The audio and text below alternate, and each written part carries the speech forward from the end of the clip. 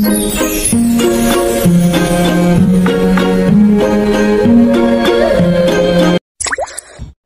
কলেজে নতুন স্যার আসবে। সকাল থেকেই পুরো কলেজ জুড়ে এক অদ্ভুত উচ্ছ্বাস। মেয়েরা সবাই নতুন জামা পরে এসেছে, কেউ চুলে নতুন স্টাইল করেছে, কেউ আবার গলায় হালকা পারফিউম মেখে এসেছে। সবার একটাই উদ্দেশ্যে নতুন স্যারকে প্রভাবিত করা। তবে একজন আছে যে এইসব কিছুর প্রতি সম্পূর্ণ উদাসীন, সে হলো তুষি। তুষি কলেজের গেটে ঢোকার পর থেকেই দেখছে মেয়েদের হুড়োহুড়ি, কানে আসছে একটাই শব্দ, নতুন স্যার কখন আসবে। সবাই বলছে স্যার নাকি দেখতে ভীষণ হ্যান্ডসাম, সিনেমার নায়কদের মতো স্মার্ট। কেউ কেউ আবার বলছে তিনি নাকি আগে বিদেশে পড়াশোনা করেছেন। কিন্তু তুষির তাতে বিন্দু মাত্র আগ্রহ নেই, সে এসবের ধারের কাছেও থাকতে চায় না। প্রিন্সিপাল সহ অন্য শিক্ষকরা, এমনকি ছাত্রছাত্রীরাও হাতে ফুল নিয়ে দাঁড়িয়ে আছে নতুন স্যারকে স্বাগত জানাতে। সবাই হাসছে, কেউ কেউ আবার আয়নায় নিজের মুখ দেখছে, চুল ঠিক আছে তো, লিপস্টিক ঠিকঠাক আছে তো, এইসব নিয়ে ব্যস্ত সবাই। কিন্তু তুষি দাঁড়িয়ে আছে এক কোণে, মুখে বিরক্তি আর চোখে উদাস ভাব নিয়ে। তার পাশে দাঁড়িয়ে আছে সামিয়া, তুষির বান্ধবী সামিয়া। সামিয়া একগাল হেসে তুষিকে বলে, কি রে তুষি, তুই এত কেমন হয়ে আছিস কেন? একটু উত্তেজনা নেই তোর ভিতরে? আজ কিন্তু নতুন স্যার আসছে রে, শুনেছি দেখতে নাকি প্রিন্সের মতো। স্যারের টিচিং ভিডিও দেখেছিলাম মনিটরে। সামিয়ার এমন কথা শুনে তুষি ঠোঁট বাঁকিয়ে বলে, তুই একবার শান্ত হয়ে দাঁড়া, এত লাফালাফি কেন? পাটা ভর্তা করে দিবি আমার? আর তোর স্যারকে তুই দেখ বেশি করে। ও মা, তুই এমন করিস কেন? আজকের দিনটা স্পেশাল, শুনেছিস না? নতুন স্যার নাকি একদম হিরোর মতো দেখতে। ইস, আমার তো দেখা না হওয়া পর্যন্ত ধৈর্য হচ্ছে না, কখন যে উনি আসবে ভালো লাগে না। তুষি বিরক্ত হয়ে বলে, তুই কি বন্ধ করবি তোর নাটক? আমি এসব লুচোবো বুঝি না। নতুন স্যার আসুক বা না আসুক কিছু যায় আসে না আমার। ঢং মারিস না রে তুই, যত সব বড় বড় কথা। তুই না এমন একটা লোকের জন্য পাগল যাকে কোনোদিন দেখিসও না। আচ্ছা, তুই না ফেসবুকে কার সাথে প্রেম করিস? তুষির চোখ লাল হয়ে ওঠে, সে রেগে বলে, সামিয়া, রাজের ব্যাপারে একটা উল্টাপাল্টা কথা বলবি না, নাহলে এইখানেই তোর চুলগুলো সব টেনে ধরে উঠিয়ে ফেলবো। পাইছে এক আবুল কোথা থেকে, যাকে কোনোদিন দেখেনি তার জন্য প্রাণ দিচ্ছে, কিছু বললেই ফুসছে। ঢং। কি বলি তুই? দোস্ত, সিনক্রেট করিস না, এখন সবাই তাকিয়ে আছে, এখনই হয়তো। ওর কথা শেষ হওয়ার আগেই হঠাৎ মেয়েদের চিৎকারে চারদিক কেঁপে ওঠে। সবাই বলে ওঠে, আসছে নতুন স্যার আসছে। এমন সময় কলেজের গেটের বাইরে এক দামি হোয়াইট গাড়ি এসে থামে। মুহূর্তেই পুরো পরিবেশ থমকে যায়। গাড়ির দরজা খুলে দেখা যায় কালো রঙের একজোড়া জুতো মাটি স্পর্শ করছে। তারপর ধীরে ধীরে বেরিয়ে আসে সে, মানে নতুন ইংরেজি বিভাগের লেকচারার নিলয় চৌধুরী। সবাই একদম নিঃশব্দ হয়ে দাঁড়িয়ে তাকিয়ে আছে সেদিকে। সেই সাথে ফিসফাস করে কেউ কেউ বলে ওঠে, ওমা, এ তো টিচার দেখতে নয়, সিনেমার হিরোর মতো দেখতে। এ কেমন চেহারা রে বাবা। কালো কোট, কালো প্যান্ট, ভিতরে হালকা রঙের সাদা শার্ট, কালো সানগ্লাসে ঢাকা চোখ, চুলগুলো হালকা খাড়া, ঠোঁটে লাল আভা, এক হাতে ফাইল, অন্য হাতটা প্যান্টের পকেটে রেখে ধীর পায়ে এগিয়ে আসছে। তার চলার ভঙ্গিতেই এমন এক আত্মবিশ্বাস যেন পুরো পৃথিবী তার দিকে তাকিয়ে আছে, আর সে সেটা জানেও। মেয়েদের মুখ হা হয়ে গেছে, অনেকে নিঃশব্দে ফোনে ছবি তুলছে, কেউ কেউ আবার ফিসফিস করে বলছে, এই জন্যই স্যারের জন্য সবাই পাগল। স্যারের কাছে এসে এক এক করে সবাই ফুল দিচ্ছে, হাসছে, কথা বলছে। নীলয় প্রত্যেককে হাসি মুখে ধন্যবাদ দিচ্ছে, কিন্তু এক কোণে দাঁড়িয়ে তুষি শুধু অন্যদিকে তাকিয়ে আছে, যেন তার চারপাশে যা কিছু ঘটেছে সে সব তার জীবনের বাহিরের কোনো গল্প। কিছুক্ষণ পর নিলয় তুষির দিকে এগিয়ে আসে। তুষি সেদিকে না তাকিয়েই অন্য মনে চোখ নিচু করে ফুলটা এগিয়ে দেয়। ঠিক তখনই সামান্য পা সরে গিয়ে নিলয়ের জুতার উপর এসে পড়ে তুষির পা। নিলয় একটু কেঁপে উঠে বলে, হোয়াট দ্য হেল। তুষি চমকে সামনে তাকায়, চোখ তুলে তাকাতেই তার নিঃশ্বাস যেন আটকে যায়। কিছুক্ষণের জন্য সময় থেমে যায় তার জন্য। এত কাছ থেকে নিলয়ের মুখটা যেন অবাস্তব সুন্দর লাগে। নিলয়ের চোখ দুটো গভীর, ঠোঁটে হালকা হাসি লেগে আছে, চোয়াল শক্ত হয়ে আছে। তুষির বুকের ভিতর কেমন একটা শব্দ হয়, যেন নিজের হার্টবিট সে নিজেই শুনতে পাচ্ছে। তুষি দ্রুত পা সরিয়ে তোতলাতে তোতলাতে বলে, সরি স্যার। নিলয় কিছু না বলে শুধু তাকিয়ে থাকে তুষির দিকে। তার ঠোঁটে হালকা হাসি, চোখে এক অদ্ভুত রহস্য যেন। কয়েক সেকেন্ড পরে নিলয় মৃদু গলায় বলে, ইটস ওকে। তুষি মাথা নিচু করে দাঁড়িয়ে থাকে। কানে ভেসে আসে মেয়েদের ফিসফিসানি, কিন্তু তুষি শুনতে পাচ্ছে না কিছুই। তার চোখে মনে মাথায় এখন শুধু একটাই নাম বাজছে, নিলয়। যে নামটা এতদিন ছিল শুধু কল্পনায়, আজ সে সামনে দাঁড়িয়ে বাস্তব হয়ে গেছে তার স্বপ্ন। আর তুষি বুঝে যায় তার গল্পটা আজ থেকে নতুন করে শুরু হলো। তুষি আর দাঁড়িয়ে থাকতে পারে না। সে সামিয়ার হাত টেনে কোনো রকম সেই জায়গা থেকে চলে যায়। যেন এক অদৃশ্য টানে সে সরে আসতে চাইছিল সেই চৌম্বক আকর্ষণ ক্ষেত্র থেকে। যাওয়ার সময় সামিয়া বারবার ঘাড় ঘুরিয়ে স্যারকে দেখছে। তার চোখে স্পষ্ট মুগ্ধতা, যা তুষির বিরক্তির কারণ। স্যার নিলয় আহমেদ 2 আঙ্গুল দিয়ে সানগ্লাসটা খুলে তুষিদের যাওয়ার দিকে তাকিয়ে থাকে। তার তীক্ষ্ণ দৃষ্টি যেন পথ অনুসরণ করে। মনে মনে তিনি বলে ওঠে, এই মেয়ে প্রথম দিনে এমন কাণ্ড করলো, একটু কি সৌজন্য বোধ নেই? তার সামনে এসে প্রিন্সিপাল হাসি মুখে বলেন, welcome to our college mister Niloy Ahmed. Niloy এগিয়ে এসে বলে, ও ইয়েস। দুজন হাত মিলিয়ে অফিস রুমের দিকে যান। যাওয়ার সময় একবার পেছন ফিরে তুষিকে দেখার চেষ্টা করে নিলয়। চিকন লম্বা ফর্সা মেয়েটার মুখ বারবার তার চোখের সামনে ভাসছে। টানা চোখ, ঘন চোখের পাপড়ি, লাল ঠোঁট আর লম্বা চুলে সেই মুখখানা শুধু ভাসছে নিলয়ের মনের চোখে। সাধারণত পেশাদারিত্বের মোড়কে ঢাকা নিলয়ের মন আজ যেন কিছুটা চঞ্চল। নিলয় অফিস রুমে চলে গেলে সব মেয়েরা তাকে নিয়ে কথা বলতে শুরু করে। কি অ্যাটিটিউড, কি স্টাইল, কি স্মার্ট, এক কথায় পারফেক্ট। মন কেড়ে নেওয়ার মতো মানুষ। তাদের এমন ফিসফিসানি মুহূর্তেই যেন কলেজ করিডোরে এক নতুন গুঞ্জনের জন্ম নেয়। তুষি সামিয়াকে নিয়ে মাঠের এক কোণে চলে যায়। সে ভাবতে থাকে লোকটাকে নিয়ে সবাই এমনিতেই মাতামাতি করছে না। লোকটার মাঝে সত্যি এমন কিছু আছে যা দৃষ্টি আকর্ষণ করে। তুষি দাঁড়িয়ে আছে। সামিয়া রাগ নিয়ে বলল, আমাকে টেনে আনলি কেন? তোর ভালো লাগছিল না? কিন্তু আমার তো সেই ভালো লাগছিল স্যারকে। তুষি কোনো উত্তর দেয় না। সামিয়া আরো রেগে বলে, কিরে কথা বলিস না কেন? কি ভাবছিস তুই? বল কেন আনলি? সামিয়ার কণ্ঠস্বর চড়ে যায় বেশ বিরক্তিতে। তুষি বলে, চুপ করবি তুই? তোকে দেখে মনে হচ্ছিল চোখ দিয়ে গিলে ফেলেছিলি তুই স্যারকে। আর এই লোকের সামনে দাঁড়িয়ে থাকতে আমার দম বন্ধ লাগছিল। তুষির কণ্ঠে স্পষ্ট বিরক্তি। তবে সামিয়ার এসবে কিছু যায় আসে না। তাতে তোর কি? সবাই তো তাই করছিল, তুই কেন এত নাটক করছিস? সামিয়া প্রতিবাদ করে। তবে তুষি বলে, চল ক্লাস শুরু হয়ে যাবে। তুষি কথা না বাড়িয়ে হাঁটা শুরু করে। পাশ থেকে সামিয়া বলে, ইস, আজ যদি নতুন স্যারটা শুরুতেই আমাদের ক্লাস নিত। সামিয়া আক্ষেপ করে বলে কথাটা। তুষি রাগে সামিয়ার দিকে তাকায়। তার চোখে যেন আগুন লেগে থাকে। তুষি বলে, আর একটা কথা বলে তোকে মেরে তোর দাঁত ফেলে তোকে ফোকলা বানিয়ে দেব, মনে থাকে যেন। তুষির কথা শুনে সামিয়া ভয় পেয়ে চুপ করে যায় এবং তুষির সাথে যেতে থাকে। ওরা দুজন ক্লাসে এসে বসেছে। 1 মিনিটও হয়নি তার ভেতরেই তুষির বিরক্তি ভাব চলে এসেছে। কারণ ক্লাসের মাঝে থাকা যেন অসম্ভব হয়ে উঠেছে। শুধু নতুন স্যার আর নতুন স্যার নিয়ে সব মেয়েদের মুখে এই এক মানুষের নাম ডাক। এক একজন এক এক কথা বলছে। সবাই তার স্মার্টনেস আর সৌন্দর্য নিয়ে কথা বলেছে। তারা বলা বলি করছে ওনার সাথে যদি রিলেশন করা যায়, এমন একজন মানুষকে পেলে জীবন ধন্য।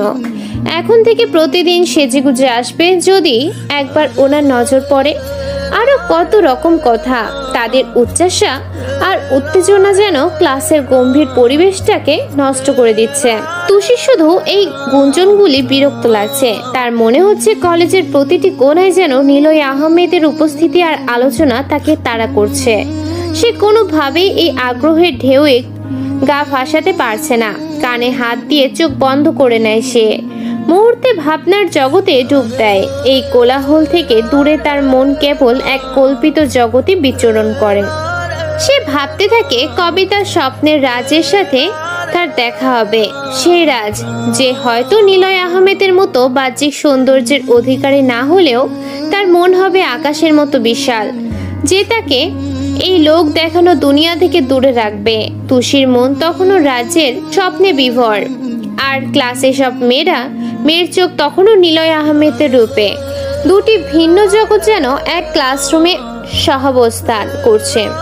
তুষি অপেক্ষা করে তার স্বপ্নের রাজের, আর বাকি সবাই মুগ্ধ নিলয় আহমেদের আবির্ভাবে। এমন সময় নিলয় স্যার ক্লাসে আসে। সবাই খুশি মনে দাঁড়িয়ে তাকে সম্মান জানালো। স্যার সবাইকে বসতে বললেও মেয়েরা যেন বসেই থাকতে ভুলে গেছে। তাদের চোখ আটকে আছে নতুন স্যারের দিকে। চকচকে কালো শার্ট, গম্ভীর চাহনি, কণ্ঠে ধীরতা, সব মিলিয়ে এক অন্যরকম আকর্ষণ। নিলয়ের নজর গেল তুষির দিকে। বাকিদের ভেতরে সে আলাদা। মিতি বসে আছে ক্লাসের এক কোণে, নিজের জগতে হারিয়ে। চোখ বন্ধ করে ঠোঁটের কোণায় অচেনা এক হাসি লেগে আছে ওর।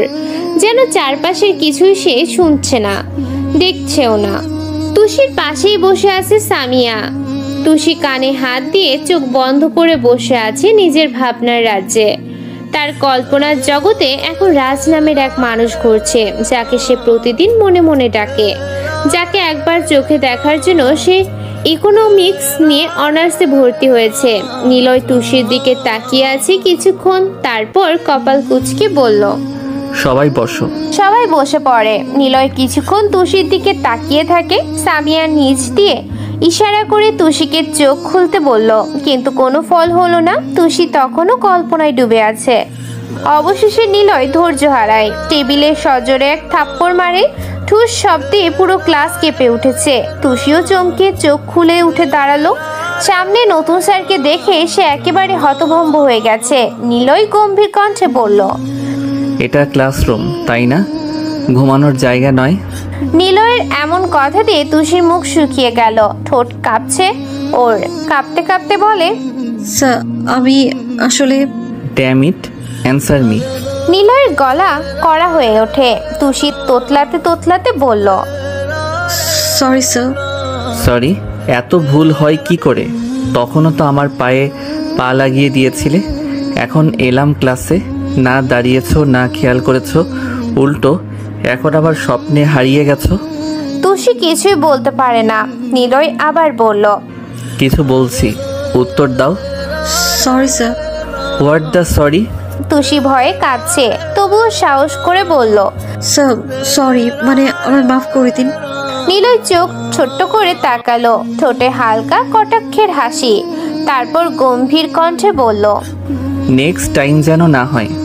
এতটুকু বলেই সে ক্লাস নিতে শুরু করে। ক্লাসে আবার শান্তি ফিরে এলো, কিন্তু তুষির মনে তোলপাড় শুরু হয়ে গেছে। নতুন স্যার এসে প্রথম দিনেই এমন ধমক, ওর চোখে জল এসে গেছে। অন্য মেয়েরা আবার সেই নিলয়ের প্রতি কথা গিলছে। কেউ খাতায় কিছু লিখছে, কেউ বা শুধু তাকিয়ে আছে। তুষির মন কিছুতেই পড়ায় বসছে না। মনে মনে বিড়বিড় করে বলল, সামিয়ার বাচ্চা তোকে অ্যানাকোন্ডার মতো চিবিয়ে খেয়ে ফেলতে ইচ্ছে করছে আমার। সামিয়া অবাক হয়ে তাকিয়ে বলল, কি? যা শুনেছিস ঠিক তাই। আমি আবার কি করলাম? তুই তো নিজের রাজকে নিয়ে দিবা স্বপ্নে চলে গিয়েছিলে। আমি তো তোকে ডেকেও ছিলাম, তুই শুনিস না। এখন স্যারের বকা খেয়েছিস, এতে আমার দোষ কি? দোষ তোরই। ওই বান্দর মুখ দিয়ে কে বলেছিল আজ নতুন স্যার এলে ভালো হতো? তুই বলেছিলি বলিতে এই রাক্ষসটা এসে আমার উপর বজ্রপাত করে। তোর মুখটাই অপয়া। তুই এমনই পাগলি তুষি, সব দোষ আমার কাঁধে চাপিয়ে নিজে বেঁচে গেলি। হ্যাঁ, তোরই সব দোষ। ওই রাক্ষসটা চোখ রাঙিয়ে কি ধমক দিল, তুই তো কিছুই বললি না। বান্ধবী নামে কলঙ্ক তুই। আরে বাবা, তুই এখনো থামিসনি? স্যার তো খারাপ কিছু বলেননি, বরং ঠিকই বলেছে। ক্লাসে এমন দিবা স্বপ্ন দেখা ঠিক না। তুষি গম্ভীর মুখে বলল, ওর নামটা শোন নিলয়, নামেও একটা ঠান্ডা ভাব আছে, কিন্তু কাজ আগুনের মতো। রাক্ষস একটা। কোনো স্যারকে এমন করে নাকি কখনো? এমন সময় নিলয়ের গলা পিছন থেকে ভেসে এলো, অন্য স্যাররা কি করে? তুষি থতমত খেয়ে যায়। সে বলে, কিছু না স্যার, মানে। নিলয় চোখ সরু করে তাকিয়ে বলে, তুমি কিছু বলছিলে মনে হয়। না না স্যার, আমি কিছু বলিনি। ও বুঝলাম, তাহলে মনোযোগ দিয়ে শোনো, কারণ পরের ক্লাসে তোমাকেই প্রশ্ন করব। এই কথা শুনে পুরো ক্লাসে হালকা হাসির রোল উঠল। তুষি লজ্জায় মাথা নিচু করে। একটা সময় ক্লাস শেষ হলো, সবাই বাইরে চলে যায়। তুষি এখনো চুপচাপ বসে আছে। সামিয়া ধীরে বলল, তুই তো বলেছিলি রাজের জন্য ইকোনমিক্স নিয়েছিস, এখন দেখ রাজ না এলেও রাজের মতো কেউ তো এসেছে। তুষি চোখ রাঙিয়ে বলল, চুপ কর শামু, ওই রাক্ষস রাজের মতো নয়, ওর দিকে তাকালেই হার্টবিট বেড়ে যায়। সামিয়া হাসে। তাহলেই তো ঠিক আছে, যার দিকে তাকিয়ে হার্টবিট বাড়ে সেই তো আসল বিপদ। তুষি হালকা হাসে। পরের দিন ক্লাসে তুষি আর সামিয়া এসেছে। কিছু সময় পর ক্লাস শুরু হয়, তবে নিলয় তখনও আসেনি। তুষি সামিয়াকে বলে, সামিয়া কালকে তোর জন্যই বকা খেয়েছে ওই খাটাস স্যারের কাছে, নিজেকে হিরো মনে করে। হ্যাঁ ঢং। আমার জন্য নাকি? হ্যাঁ তোর জন্যই তো তুই যদি। এমন সময় নিলয় পেছনের দরজা দিয়ে প্রবেশ করে। ওদের পেছনে এসে দাঁড়িয়ে তুষিদের কথা শুনতে পেয়ে বলে, লিসেন, এইদিকে তাকাও। কে কে? ওদিকে নয়, এদিকে। ওরা ঘুরতেই চমকে ওঠে। নিলয় দাঁড়িয়ে আছে। তুষি মাথা উঁচু করে সামনে তাকাতেই দেখে নিলয় প্যান্টের মাঝে হাত গুজে দাঁড়িয়ে আছে। তুষির সাথে সাথে উঠে দাঁড়ায়, সাথে বড় একটি ঢোক গেলে। নিলয় বলে, কালকে আমি ক্লাস করাতে আসছিলাম, তোমার নন স্টপ বক বক শুনতে নয়। নিজের কারণে বকা শুনবে আবার দোষ দিবে অন্য কাউকে। না মানে সেই কখন থেকে দেখছি মাথা নিচু করে রেখেছো। এখানে না আসলে তো জানতামই না তুমি কি কি বলছিলে। বের হও ক্লাস থেকে। নিলয়ের কথায় তুষি মাথা তুলে তার দিকে তাকায়। নিলয় সাথে সাথে বলে, কি হলো? বললাম না বের হও, তোমার ক্লাস করার দরকার নেই। Sorry sir. শাট আপ, বের হও এখনই। নিলয়ের ধমক শুনে তুষি তাড়াতাড়ি ব্যাগটা হাতে নেয়। তারপর আবার নিলয়ের দিকে তাকায়। নিলয় বলে, ব্যাগ রাখো, ক্লাস থেকে বের হও। কি বললাম ক্লাস থেকে বের হও। বারান্দায় চুপ করে দাঁড়িয়ে থাকো, এটাই তোমার পানিশমেন্ট। স্যার আর হবে। নিলয় কিছু না বলে তুষির হাত ধরে টেনে দরজার কাছে নিয়ে যায়। এখানে চুপ করে দাঁড়িয়ে থাকবে। স্যার। তুষি আর কিছু বলতে পারে না। নিলয় ক্লাসে ঢুকে গেলেই তুষি মুখ ভেঙচি কাটে। ঢং ঢং দেখলে গায়ে আগুন জ্বলে। আরে যা যা, তোর মতো কত ছেলে আমার কাছে আসলো আর গেল, আর উনি আসছে কোন ঢং। উনি ভাবে না যেন জানি না কি আমি। হ্যাঁ আরে তুমি একটা ঢং, ঘোড়ার আন্ডা। স্যারকে এইসব বলা ঠিক হচ্ছে? আরে দূরে স্যার, এমন করলে স্টুডেন্টরা তো এমন বলবেই। তুষি নিজের মনেই বিড়বিড় করে চুপ হয়ে গেল। নিলয় ভিতরে ক্লাস করাচ্ছে। তুষি আবার বকবক করা শুরু করে একা একা। হায় রাজ চৌধুরী, কবে আমি আপনাকে দেখব? আর কতদিন লুকিয়ে থাকবে? 1 বছর উপর তো হলো অপেক্ষা করছি। আর কবে দেখা দিবেন আপনার তুষিকে? আপনাকে দেখার জন্য তো আমি উদ্বিগ্ন হয়ে আছি। হায় আল্লাহ, ওনাকে আমার সামনে আনো আল্লাহ, প্লিজ প্লিজ প্লিজ। তুষি দরজার পাশে দেয়ালে হেলান দিয়ে চোখ বন্ধ করে আল্লাহর কাছে তার মনের কথা জানাচ্ছে। নিলয় তুষির কাছে গিয়ে আস্তে আস্তে বলল, কার জন্যে এত অপেক্ষার প্রহর গোনা? কার জন্যে এত উদ্বিগ্নতা? কার জন্যই বা এভাবে সময়ে অসময়ে আল্লাহর কাছে এত দোয়া চাওয়া? ফিসফিসানি কথা কানের কাছে শুনে তুষির অন্তর কেঁপে ওঠে। সারা শরীর কাটা দিয়ে ওঠে। থতমত খেয়ে চোখ খুলে নিলয়কে দেখে ঢোক গিলল।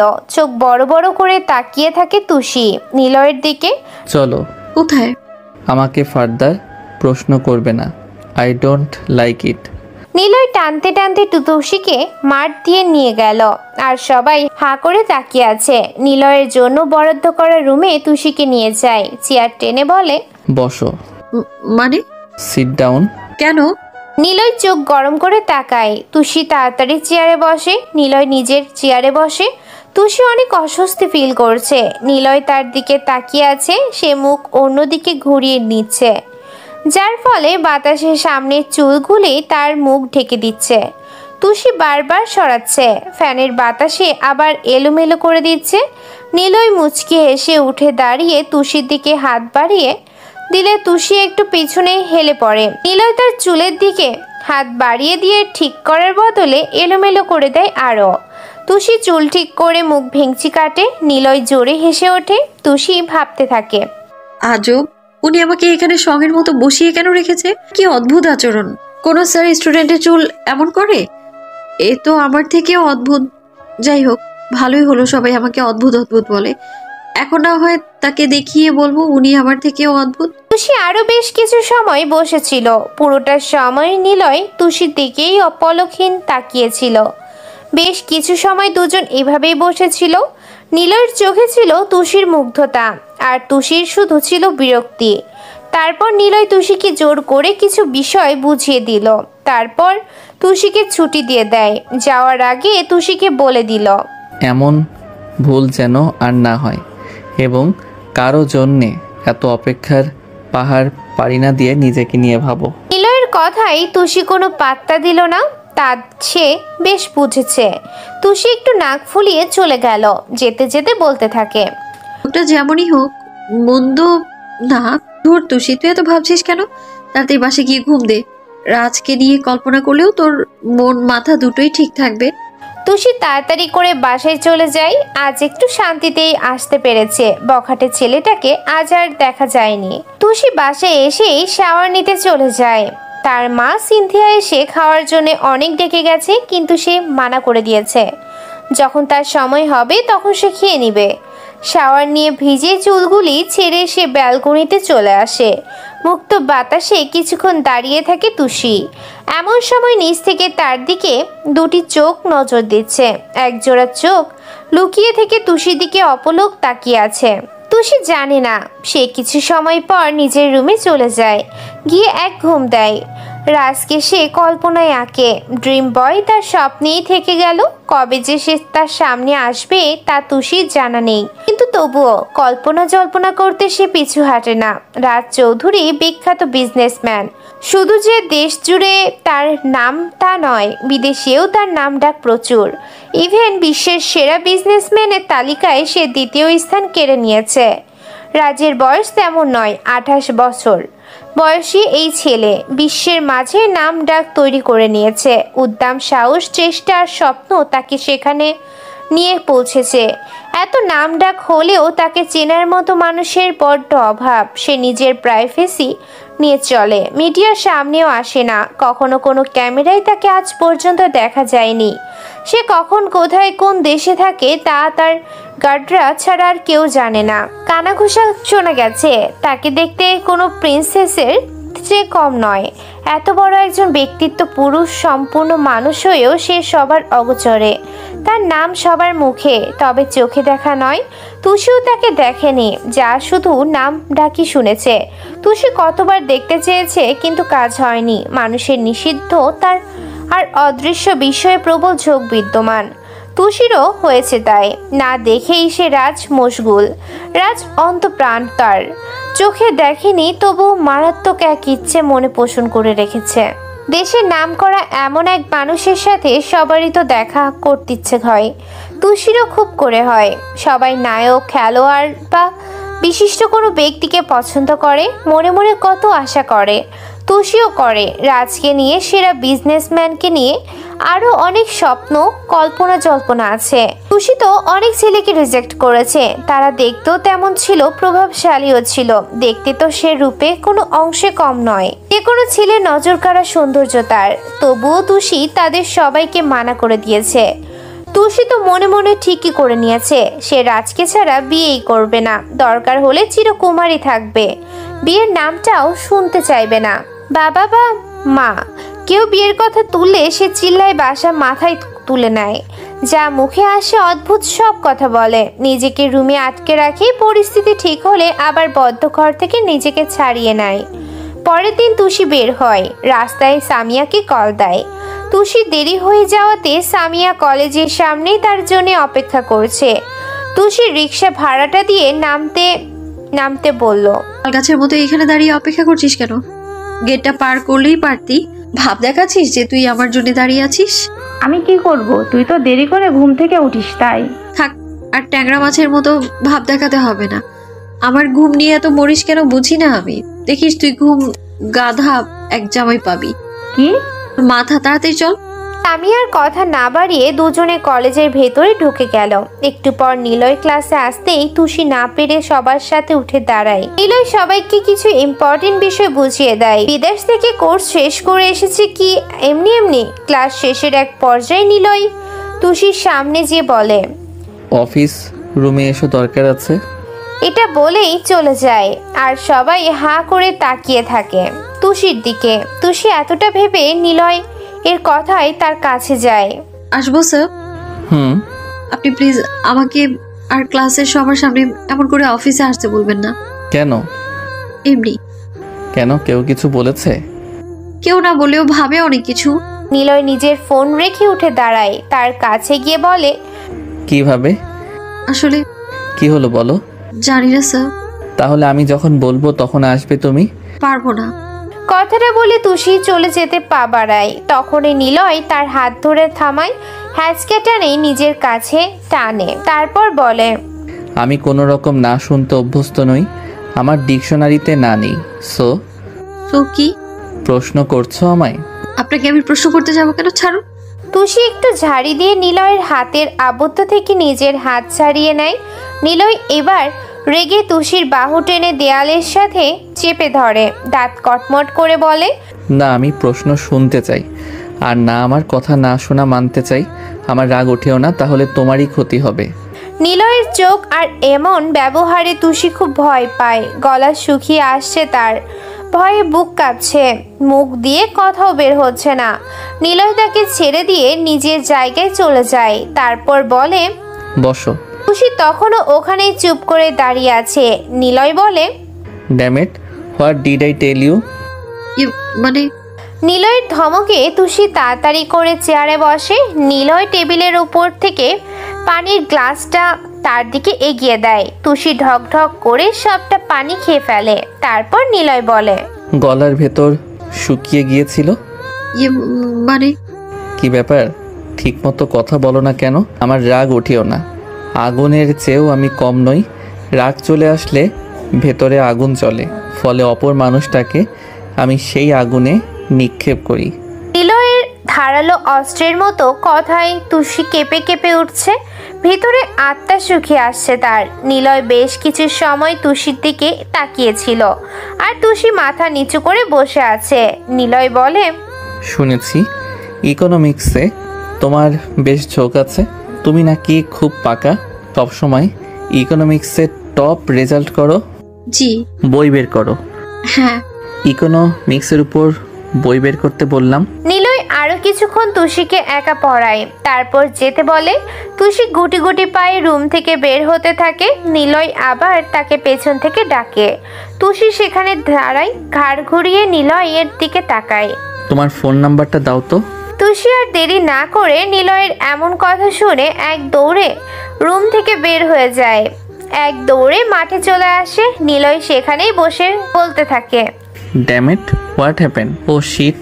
তুষি হাঁপাতে হাঁপাতে সামিয়ার কাছে যায়। সামিয়া তাকে দেখে বেশ অবাক হয়ে বলে, কিরে, স্যার তোকে কেন ডেকে নিয়ে গিয়েছিল, আর এমন হাঁপাচ্ছিস কেন? বই তাড়াতাড়ি চল, না হলে রাক্ষসটা আমায় খেয়ে ফেলবে। তাড়াতাড়ি চল। মানে কে তোকে খেয়ে ফেলবে? আগে চল তো।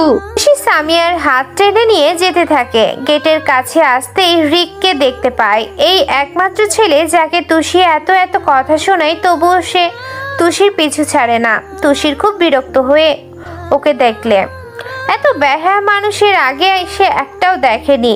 রিক খুব বাজে আর বখাটেও বটে, না হলে কেউ অপমান করলেও বারবার পিছু ঘুরে। High Tushi, my darling, sorry কাল আসতে পারিনি, একটু বিজি ছিলাম। তুষি সেই কথাই পাত্তা না দিয়ে সামিয়াকে বলল, সমু তাড়াতাড়ি চল। তাদের পথ আটকায়। রিক আবার বলে, আরে আরে যাচ্ছ কোথায়? চলো না একটু কফি খাই। তোমাকে কাল না দেখতে পেয়ে আমার মন আনসান করছিল, আর তুমি আমার কষ্টটা না বুঝে চলে যাচ্ছ। আপনার মতো কুত্তা আমি আর একটাও দেখি নাই। রাস্তার কুত্তাকেও পা দিয়ে লাথি দিলে সে আবার ফিরে আসতে ভয় পায়, আর আপনি সেই কুত্তাও নন। যত সব ফালতু খারাপ লোক কোথাকার। কি করবো বলো, তোমাকে না দেখে যে থাকতে পারি না। আপনি কুত্তার সাথে গলায় গলাগলি করে বসে থাকুন, এটাই মানাবে আপনাকে, মিডল ক্লাস লোক কোথাকার।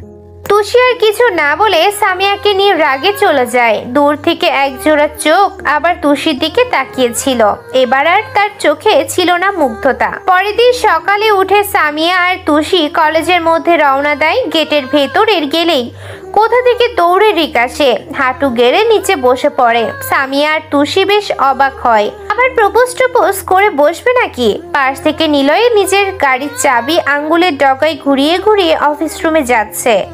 সবেমাত্র গাড়ি পার্ক করে এসে এসেছে, চলে যেও আবার তুষির কাছে ফিরে আসে। What happen? রিক ভিমড়ি খেয়ে নিলয়ের পায়ে পড়ে। স্যার আমার ভুল হয়ে গিয়েছে, আর হবে না। মানে কিছু বুঝলাম না। স্যার আমি তুষিকে মানে ওনাকে প্রতিদিন বিরক্ত করতাম, আর এমন করব না, আমি মাফ চাইছি। এখানে আমার কাছে মাফ চাওয়ার কি আছে? যাকে এতদিন বিরক্ত করেছিস তার কাছে মাফ চা। রিক তড়িঘড়ি করে তুষির পায়ে হাত দিতে চাইলে তুষি এক হাত ধরে সরে যায়। আমায় মাফ করে দিন, আমায় মাফ করে দিন, এমন আর হবে না। আরে আরে কি করছেন? মাফ চাইতে হবে না, শুধু আর বিরক্ত না করলেই চলবে। আমি আর আপনাকে বিরক্ত করব না, আমায় শেষের বারের মতো মাফ করে দিন। সত্যি তো, মনে থাকে জানো। ঠিক আছে, যান আপনি। রিক একবার নিলয়ের দিকে তাকিয়ে চলে যায় আস্তে ধীরে। তুষির সে কি লাফালাফি। আমাকে আজ থেকে আর কেউ বিরক্ত করবে না। ইয়ে কি মজা, ইয়ে। তুষি বেশ খুশি হয়ে সামিয়াকে জড়িয়ে ধরে। পাশ ফিরে নিলয়কেও জড়িয়ে ধরতে চায়, কিন্তু তার অনেকটা কাছে গিয়ে তুষি তার প্রসারিত হাত গুটিয়ে নেয়। ঢোক গিলে আমতা আমতা করে বলে, সরি স্যার। জড়িয়ে ধরলে সেটা মন্দ হতো না। নিলয় তুষির দিকে তাকিয়ে এক গাল হেসে চলে যায়। তুষি হাঁ করে দেখছিল সে হাসি, কি সুন্দর, কতটা মায়াময় সে হাসি। তুষি খুশিতে লাফালাফি শুরু করে। সামিয়া তখন বলে ওঠে, তুষি, এটা তোর বা আমার বেডরুম না, কলেজ এটা। তুষি নিজেকে সামলে আশপাশ তাকায়, তারপর সামিয়াকে নিয়ে ক্লাসে চলে যায়। প্রতিদিনের মতো নিলয় আজও প্রথমেই ক্লাসে এলো। সবাইকে ক্লাস করায়, কিছু টপিক হাতে কলমে বুঝিয়ে দেয়। ক্লাস শেষে আজও তুষিকে তার অফিস যেতে বলে। তুষি অফিস রুমের দরজায় দাঁড়িয়ে বলে, আসবো? কাম। স্যার, আমি আপনাকে আবারও বলেছি, আজও বলছি, প্লিজ আমাকে এভাবে আর ডেকে পাঠাবেন না। আমি কেন ডাকবো না তা তোমাকে বলে করতে হবে নাকি? অযথা কথা বাড়াচ্ছ তুষি। সে এইগুলি সবে ভালো চোখে নেয় না। ও রিয়েলি? তো কোনগুলি ভালো চোখে নেয়? তোমাকে বিরক্ত করাগুলি? কই এতদিন সে কলেজের সামনে তোমাকেও বিরক্ত করেছে, তাতে তো তারা কিছু বলেনি। তার মানে ওগুলি ওরা ভালো চোখেই নিয়েছে, তাই কিছু বলেও নি, করেও নি। তোমাকে আমি এমনি এমনি তো ডেকেও পাঠাই না, কিছু টপিকও বুঝিয়ে দেই। এই কথাটা যেন আর মুখে না আসে। বসো। কি হলো? তুষি গিয়ে চেয়ারে বসে। নিলয় 5 মিনিট তুষির দিকে তাকিয়ে থাকে, তারপর পড়া শুরু করে। তুষিও মন দিয়ে পড়ে। যাওয়ার আগে তুষিকে পিছু ডেকে বলে, তুষি, আমার কথার অবাধ্য হইও না, ফলস্বরূপ খুব ভালো হবে না। তুষি চলে যায়। যেতে যেতে ভাবতে থাকে, রাজ চৌধুরী বিষয়ে স্যারকে কিছু জিজ্ঞেস করব? স্যার তো একই দেশ থেকে এসেছে, যদি কিছু জানে। না থাক, কিভাবে আবার। বাকি আরেকটা ক্লাস করে তুষি আর সামিয়া বাসায় চলে যায়। আজ মনটাও ভালো লাগছে। রিক নামক বিরক্ত তার এখন থেকে দূর হলো। কিন্তু যাকে এত বকার পরেও কোনো কাজ হলো না, সে নিজ থেকে এসে এমনভাবে মাফ চাইলো কেন? বিষয়টা তুষি ভেবে উঠতে পারে না, তবুও মনে মনে খুশি হয়। বিকেলে ঘুম থেকে উঠে খেয়ে ঘরে আসতেই তুষির কল আসে। ফোন নিয়ে দেখে আননোন নাম্বার, তাই সে আর কল রিসিভ না করে বিছানার উপর রেখে দেয়। পরপর 2 বার কল হয়ে কেটে যায়। 3 বারের সময় তুষি বিরক্ত নিয়েই কল ধরে। শক্ত গলায় ভ্রু কুঁচকে বলে, আরে কে মশাই এতবার কল দি? শাট আপ রাবিশ, কল ধরতে এত সময় লাগে? কি করছিলে? তুষি শুকনো একটা ঢোক গেল। মানুষটা তার নাম্বার পেল কোথায়? কি হলো? আমি কল দিচ্ছিলাম না? আসলে নিচে নামো। কি? তোমার বাসার নিচে নামে। শুধু শুধু নিচে নামতে যাবো কেন স্যার? এখন আমি পারবো না। ড্যামেট, আমি দাঁড়িয়ে আছি, আর্লি নিচে আসো। নিলয় এর কথা শুনে তুষি চমকে যায়। বলে কি লোকটা? নিচে মানে? সত্যি কি বাসার নিচে চলে এলো নাকি? তুষি জানালার ফাঁক দিয়ে উকি দেয়। হ্যাঁ, সত্যি নিলয় কালো একটা ফিটফাট শার্ট পরে আর সাদা গাড়িতে হেলান দিয়ে দাঁড়িয়ে আছে। কানে ফোন ধরে রাখা, চোখে কালো সানগ্লাস, এক কথায় দিল কেড়ে নেওয়ার মতো স্টাইল। তুষি হাঁ করে আছে। জিম করা বডি যেন শার্ট ভেদ করে সামনে আসবে। তুষির বুকটা ধক করে উঠে এমন রূপ দেখে। এই প্রথম এইভাবে কোনো ছেলেকে দেখছে, যেন কোনো সিনেমার হিরো শুটিং করছে। তুষি আমতা আমতা করে বলল, আপনি এখানে কি করছেন? আর আমার বাসায় বা চিনলেন কি করে? চোরের মতো জানালা দিয়ে উকি না দিয়ে তাড়াতাড়ি নিচে নামো। কি বলতে চাইছেন? আমার বাসায় আমি চুরি করতে যাব কেন? চুরি করেই তো আমায় দেখছো। তুষি জানালার পাশ থেকে সরে এসে বলে, মোটেও না, আমি আপনাকে দেখছিলাম না। সেটা আমি বেশ দেখেছি। আর কি বললে? তোমার বাড়ি মেয়েদের আসল বাড়ি হয়, তার অর্ধাঙ্গের বাড়ি, মানে নিজের হাজবেন্ডের বাড়ি। বাজে বক বক না করে নিচে নামো। না না না, আমি নামবো না। ওকে ফাইন, আমি উঠছি উপরে। না না, আমি নামছি। গুড গার্ল, ফার্স্ট আসো। তুষি ফোন হাতে নিয়ে সিঁড়ি বেয়ে নিচে নামে। তার মা সোফায় বসে টিভি দেখছে। তুষিকে দেখে বলে, কি রে, কোথায় যাস? আম্মু আসছি একটু। তুষির কথা না বাড়িয়ে বেরিয়ে পড়ে। গেট খুলে এগিয়ে যায় সামনের দিকে। নিলয় গাড়ির সাথে হেলান দিয়ে দাঁড়িয়ে আছে। তুষি নিলয়ের এই রূপের দিকে তাকাতে চাইছে না, কারণ নিলয়ের এমন স্টাইল দেখে তুষির কেমন কেমন লাগছে, তাই মাথা নিচু করে আছে। আর ওদিকে নিলয় তুষিকে দেখেই চলছে। তুষি সামনে আসতেই নিলয় প্রশ্ন করে, তাকাচ্ছ না কেন? আমাতে ফেসে যাবে নাকি? নিলয়ের কথায় তুষি ঘাবড়ে যায়। শরীর দিয়ে যেন ঘাম বের হয়। অস্পষ্ট কণ্ঠে বলে ওঠে, কেন আসতে বললেন আমায়? কি হলো? কথাটা তুষি নিলয়ের দিকেই তাকিয়ে বলেছে। নিলয় তুষির দিকে তাকিয়ে থাকে। কি দেখছেন? নিশ্চয়ই তোমাকে না, বাড়িটা দেখছিলাম। তুষি মনে মনে বলতে লাগলো, ছি, কি মিথ্যে কথা বলে ডেভিলটা। আমার দিকে তাকিয়ে থেকে বলে কিনা বাড়ির দিকে। ড্রাগন একটা। নিলয় গাড়ির ভিতর থেকে একটা পেপার শিট বের করে জানে, সেটা তুষির দিকে এগিয়ে দেয়। তুষি চোখ বুলিয়ে নিলয়কে প্রশ্ন করে, কি এটা? তোমার মতো পিচ্চিকে তো আর লাভ লেটার দিব না। কি, আমি পিচ্চি? আরে ডেভিল, তুমি তো জানো না কত ছেলে আমার পেছনে ঘোরে। এখনো যদি হ্যাঁ বলি ছেলের লাইন লেগে যাবে, আর তুমি কিনা বলছো আমার পিচ্চি? খারাস একটা। তুষি মনে মনে বলে কথাগুলো। নিলয় আবার বলে ওঠে, তুমি পিচ্ছি কিনা সেটা মনে মনে আর ভাবতে হবে না। এটা নাও আর বাসায় ঢুকো। পিঠটা নিলয় তুষির হাতে ধরিয়ে দিয়ে গাড়ির ভেতরে বসে। তারপর তুষির সামনে দিয়ে সাই সাই করে চলে যায়। তুষি ভ্যাবলার মতো চোখ বড় বড় করে নিলয়ের গাড়ির দিকে তাকিয়ে থাকে। গাড়িটা আড়াল হয়ে গেলে তুষি ঘন ঘন চোখের পাতা ফেলে পড়ে একটা ঢোক গিলে বাসার ভেতরে যায়। তখনই ওর মায়ের প্রশ্ন, কি রে, কোথায় গিয়েছিলিস? আম্মু শীট আনতে। শুধু এটা বলে তুষি দৌড়ে উপরে নিজের রুমে চলে যায়। শীটটা ভালোভাবে দেখে বোঝে এটা বেশ কাজের, তাই সাথে সাথে বই নিয়ে বসে পড়ে। শীটটা শেষ করার প্রচেষ্টা করে। রাতে খেয়ে এসে ঘুমাবে এমন সময় তার কল আসে। স্ক্রিনে ডেভিল রাক্ষসের নাম ভেসে আসে। তুষি নিলয়ের নাম্বারটা এভাবেই সেভ করেছে। তুষি ইচ্ছা করে কলটা না ধরেই ফোন রেখে দেয়। দুইবার কল দিলেই তুষি ধরে। ওপাশ থেকে বলে ওঠে, হাউ ডেয়ার ইউ! আমার কল পিক করছিলে না কেন? ড্যামেট, বাসায় কি করো তুমি? তোমাকে না ডেভিল রাক্ষসের মতো খেয়ে ফেলতে ইচ্ছে করে না? হোয়াট? না, আসলে আমি নিচে ছিলাম। খেয়েছো রাতে? হুম। আমি খেয়েছি কিনা জিজ্ঞেস করবে না? তুষি বিড়বিড় করে বলল, আমার কিসের ঠেকা লাগছে? নিলয় সাথে সাথে বলে, কি বললে তুমি? কিছু না স্যার। না, আমি শুনলাম তুমি কিছু একটা বলেছো। না স্যার, আসলে বলছিলাম শীটটা দেওয়ার কারণে আপনাকে একটা ধন্যবাদ দিব। রাখো তোমার ধন্যবাদ। আসলে আমি শুকনো ধন্যবাদ নেই না। তাহলে আমি সময় মতো যা নেওয়ার নিয়ে নিব। কি বলেন স্যার? পড়াশোনা কেমন চলছে বলো? তুষি নিলয়ের সাথে বেশ কিছুক্ষণ পড়া নিয়ে কথা বলল। তুষিও সেগুলো মনোযোগ দিয়ে শুনল। নিলয়কে তার ভালো না লাগলেও পড়া নিয়ে কথা শুনতে সে নারাজ হয় না। নিলয় ঘড়িতে সময় দেখে বলে, রাত 11টার উপরে বাজে, যাও শুয়ে পড়ো। ওকে ভাই। বাই। নিলয় ফোন রেখে ঠোঁটের কোণায় একটা হাসি ফুটিয়ে আনে। তুষি ফোন রেখে তার স্বপ্নের রাজকে নিয়ে ঘুমের দেশে পাড়ি দেয়। কিছুদিন চলে যায়। ভার্সিটিতে নেতার ছেলে মাফি ক্লাসে আসতে শুরু করেছে।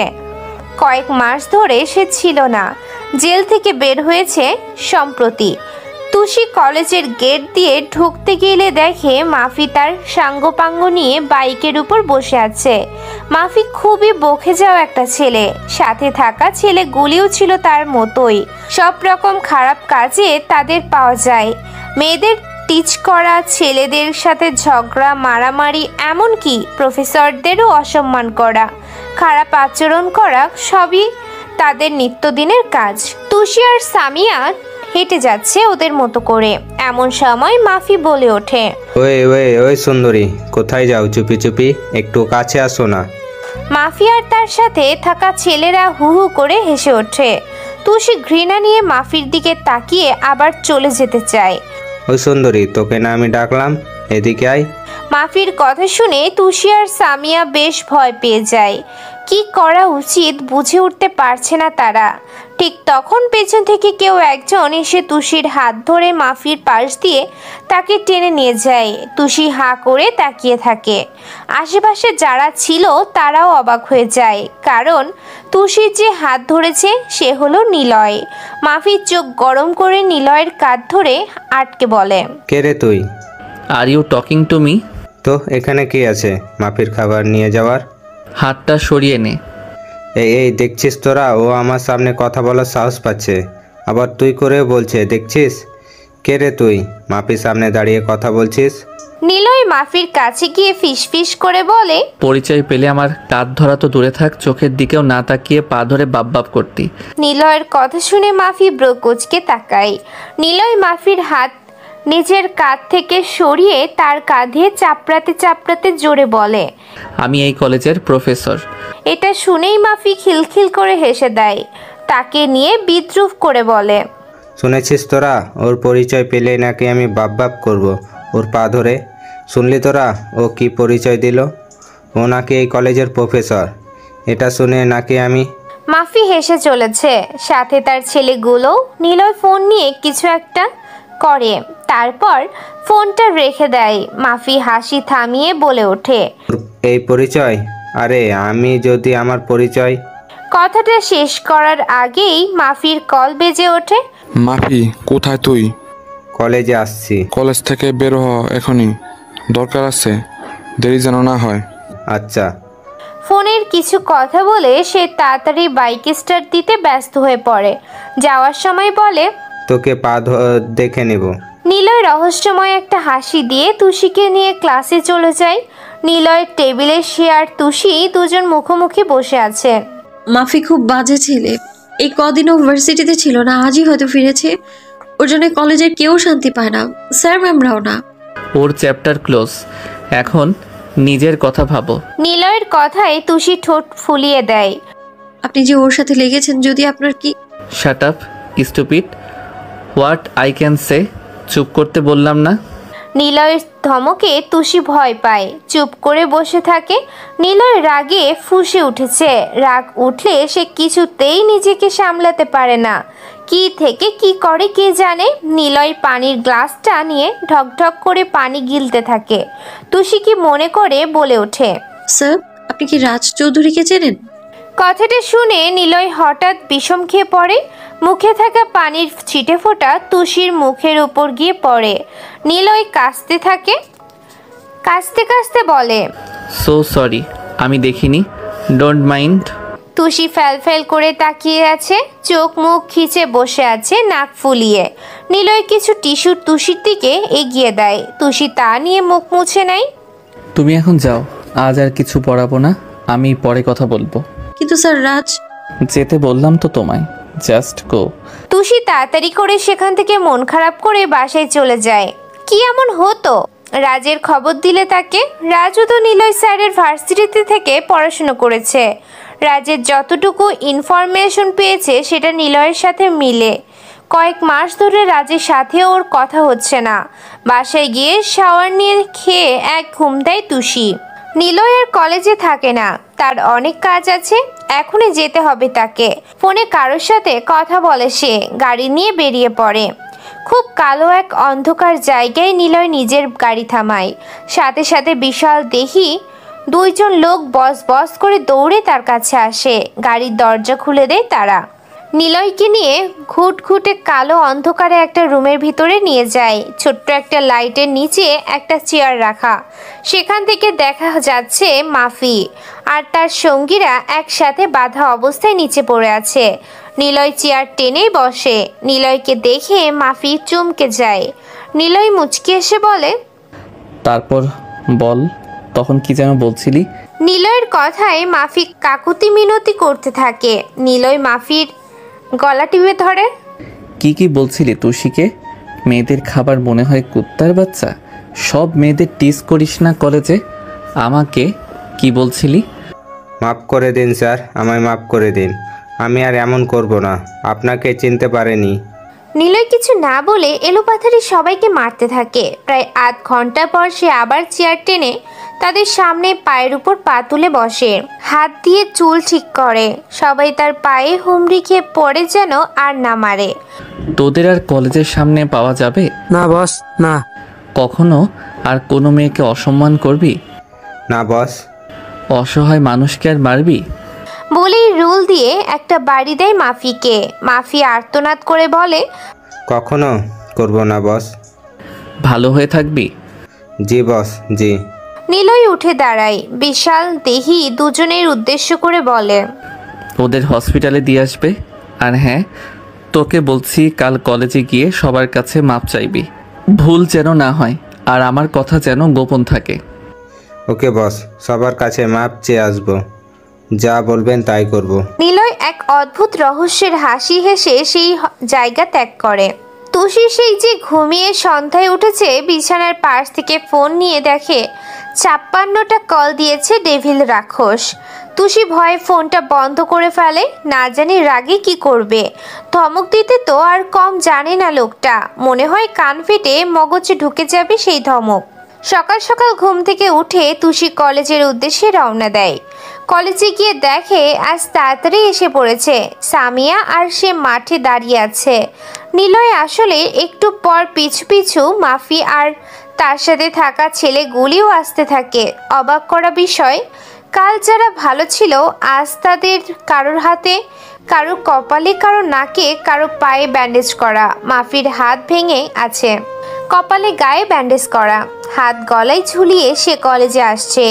সবাই ভাবছে তাদের এমন অবস্থা করলোকে। মাফি এসে আগে দৌড়ে তুষির কাছে যায়, তার কাছে মাপ চায়। আস্তে আস্তে কলেজের ছোট বড় সবার কাছে মাপ চায়। অদ্ভুত এক বিষয়, মাফি আর চোখে চোখে নিলয়ের দিকে তাকাচ্ছিল। বিষয়টা তুষি বেশ খেয়াল করেছে, শুধু কারণটা বুঝতে পারছে না। নিলয় দূরে প্যান্টের পকেটে হাত গুজে দাঁড়িয়ে আছে, মুখে তার রহস্যের হাসি। সর্বশেষ মাফি নিলয়ের কাছে যায়, তার পায়ে হুমড়ি খেয়ে মাফ চায় কালকের জন্য। নিলয় তাকে নিচ থেকে তুলে ভাঙা হাতে আস্তে একটা চড় দেয়। মাফি উফ করে উঠে। নিলয় চোখ দিয়ে ইশারা করলে মাফি আর বাকি ছেলেগুলো চলে যায়। বিষয়টাই কলেজের সবাই অবাক হয়।